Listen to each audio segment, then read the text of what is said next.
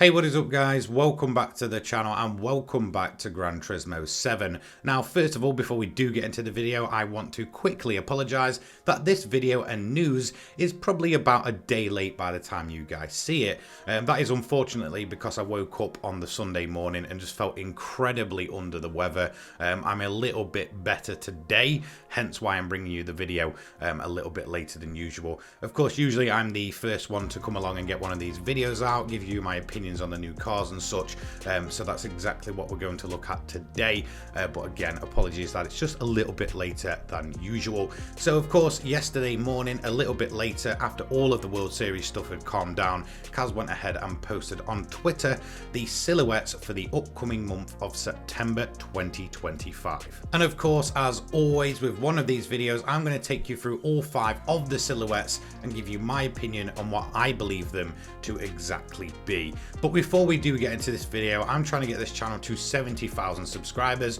so if you want to stay up to date with everything GT and motorsport gaming related, then feel free to leave a like, subscribe and turn your notifications on. Anyway, let's get to it. So here we are then, these are the silhouettes for September 2025. Now you may notice right away, it's not the typical 3 or 4 cars, there's actually 5 of them in this update. And the first we're going to take a look at is the first of 2 cars on the right hand side. This is one we already know about, the Opel Corsa GSE Vision Gran Turismo, and of course the return of Opel to Gran Turismo.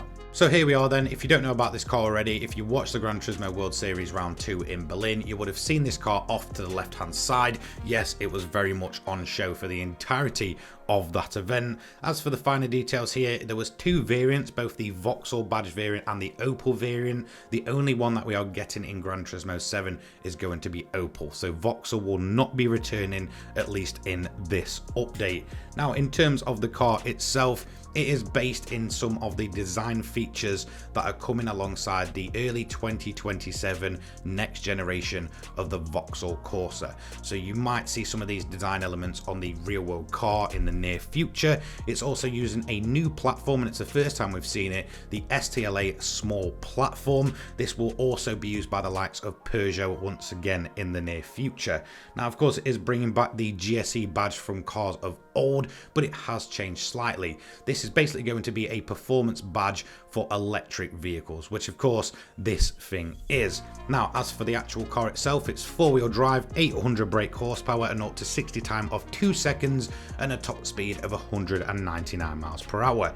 Now as for the car itself, you may notice it has incredibly aggressive active aero on both the rear wing and that rear diffuser, and yes, they do move about in real time, which I do actually find impressive. Now it is rather quite light, a claimed 1170 kilograms, and of course we now have that full release date of September 25th 2025. Again, this car has been shown around for a while. It was shown by both Opel and Vauxhall first, then officially announced in Gran Turismo, and then officially announced in these silhouettes as coming this month. Okay, so we're going to move on from a car that we already knew exactly what it was to a vehicle that seems to be the most dullest dishwater car of this update. Of course, at the back right of the image, we can spot that very boxy shape of a compact SUV that GT7 has been spitting out all year long, bar 2 updates. And this time around, I do feel I have a good idea of exactly what it is, if we take into account the model years of the other SUVs to the game, and of course the manufacturers. Now, remembering off the top of my head, every single one of these SUVs so far, bar one, which was the Peugeot, have been Japanese compact SUVs or crossovers, which led me down the rabbit hole to looking into more of them. Unfortunately, it was just very boring to actually do research on this vehicle, but I feel like I've come to a decent conclusion of what exactly this is. And I believe this to be the 5th generation of the Toyota RAV4. Not any of the kind of cooler early looking models, but unfortunately the most bulky, most up-to-date production variant. Of course, if they'd have held this one off, they could have actually brought in the 6th generation, which I believe does start production this year in 2025, with its official launch in 2026. But now I believe this to be the 5th generation of Toyota RAV4. As for the variant, I'm not 100% clued up on the more modern variants of the RAV4, but I think more than likely it'll be a hybrid variant with the blue badges and unfortunately a CVT transmission, making it almost utterly useless inside of Gran Turismo 7, and certainly another compact SUV or crossover to entirely forget. Now of course there is the other side of this, in which the Toyota RAV4 can get rebadged as a Suzuki Across, I believe it's called. So there is two different versions of the exact same car, just one with a Toyota badge and one with a Suzuki badge. So there is a high possibility, since they do seem to like to spread these things across the Japanese manufacturers, that this might be the Suzuki badge variant, considering we've already got a crossover in the form of the CHR or whatever it is from Toyota, which we got back in January of 2025. So I guess in that sense it'll be a bit of a surprise, but more than likely it'll be Toyota once again. Now, if we move to the back of the silhouettes, the one right at the back actually got me thinking that it might more than likely be the Suzuki badge variant, the Suzuki Across, with the previous silhouette. The main reason is because this seems to be a Toyota once again, and I'm not quite sure we'd actually get two of them in the exact same update, but who knows, there is that possibility. Now in terms of this one, it's a much more iconic kind of off-road classic type shape. So what do I believe this to be? Well, I believe this to be the Toyota Land Cruiser J40. And for me, this thing actually earns its place in Gran Turismo 7, unlike those horrible modern day compact SUVs. No, I'm not the most clued up on these, but when I was doing some research, it actually became a very interesting read up on the J40. Of course, when it comes to the Land Cruiser, this thing was in production for an incredibly long time. In fact, 41 years. Yes, you heard that right. 1960 to 2001 this thing was produced. That is an incredibly long time, and for me, this type of vehicle definitely earns its place in game over something, like I said, like these horrible compact crossover SUVs of today. So for me, this is rather quite an interesting one. Is it going to be really that fast or anything that incredible? Probably not, but I do feel like in terms of its historic status, this thing is definitely worthy of an addition.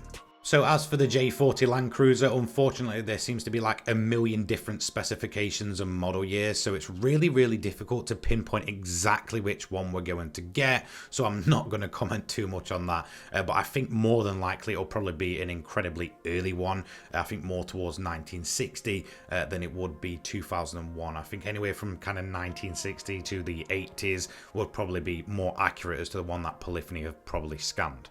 Okay, the fourth silhouette that I'm going to look at here is what I feel is the most interesting of the bunch, and it actually refers to the 2024 partnership that was announced between Hyundai and of course Polyphony. This seems to be the second of the N badge cars. Of course, the first we got in January of 2025 was the Ioniq 5N. I believe this to be the one that is known by many different names. Some of you may know it as the Elantra, some maybe the Avanti, and of course some the i30N. Of course, that's the exact car that I believe this to be. If we look at that shape, it is very unique. Hyundai coming out with some very, you know, kind of quirky looking vehicles, and this is certainly one of them, and I do actually think it is rather quite good looking.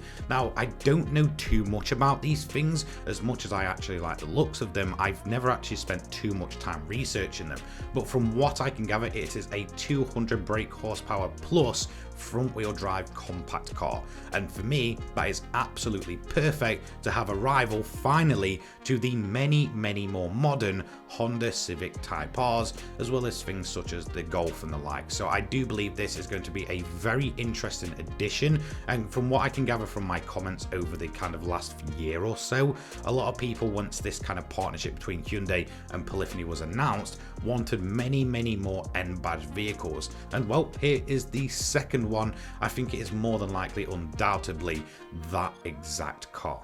So definitely for me, I find this the most interesting of the bunch because, again, that N badge does seem to hold quite a bit of weight these days. Again, Hyundai have kind of come out of nowhere and started making decent enough performance cars. And again, I do think in terms of their styling and looks, they're definitely going different ways from every other manufacturer. Almost every single type of Hyundai these days looks incredibly unique and different from every other thing that we're seeing on the roads. And the same goes for their performance variants. So for me, I definitely think this is a very interesting addition, and it's nice to see that Hyundai Polyphony partnership continue to grow, and hopefully it continues once again into the future.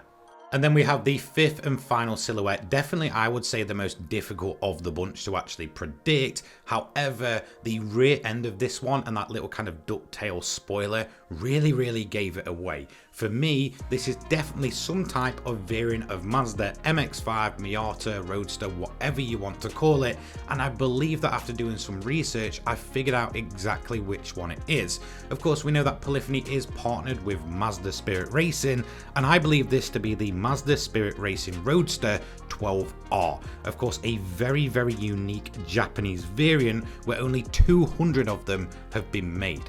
Now, I have to admit, when it comes to the 12R, I'm very much on the fence. On one hand, it very much annoys me. On the other, the JDM fanboy inside me is just incredibly excited. So why does it annoy me then? Well, this is going to be the third variant of the exact same generation of MX-5, Roadster or Miata that we've actually seen. Two of those now being post-launch, that being the NRA, and then of course this, the 12R. So it can get a little bit frustrating if we look at the likes of the leaked car list, where there is generations of the MX-5 that isn't in the game currently that are on that list, including a very special variation of the original first generation of the MX-5. However, on the other hand, I have to admit, yes, the JDM fanboy inside me is incredibly excited about this one. It's a full-blown track-ready variation of the MX-5. Again, the 12R has a ton of aero all over it, incredibly lightweight, track ready, very aggressive, probably the best looking variation of this generation of MX-5.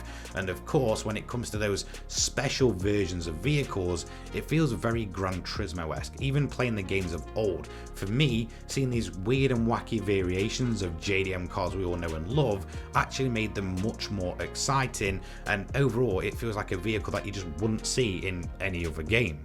I just genuinely feel, had they not actually released the NRA in 2022 and just held off for the 12R, that this would have been much better received, and unfortunately not fall into that whole duplicate category that I feel this car actually will. And I do feel that's a shame, because I feel like in terms of lightweight performance and of course relatively low power at 160 brake or so, this could actually be a very exciting cup car type vehicle for players to race in, both online and of course in single player.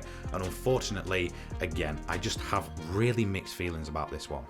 However, of course, that is just purely my opinion on the research that I've been doing, looking at the silhouettes over the last day or so. But let me know what you believe these 5 cars to be in the comment section down below. Anyway, thank you so much for watching. I will see you in the next one.